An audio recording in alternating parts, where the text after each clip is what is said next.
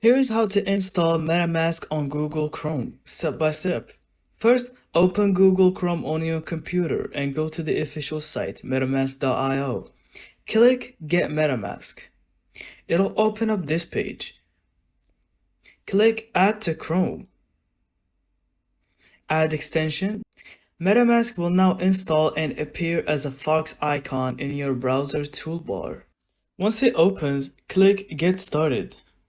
If you're new, tap Create Wallet, agree to the terms, and set a strong password. Then, write down your 12-word secret recovery phrase and store it somewhere safe.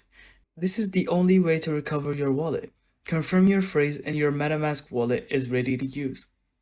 If you already have a wallet, choose Import Wallet and enter your secret phrase to restore it. And that's how to install MetaMask on Chrome. Simple, fast, and ready to DeFi, NFTs, and Web3. Thank you so much for watching. I hope you found this video helpful. Don't forget to leave us your thoughts in the comments.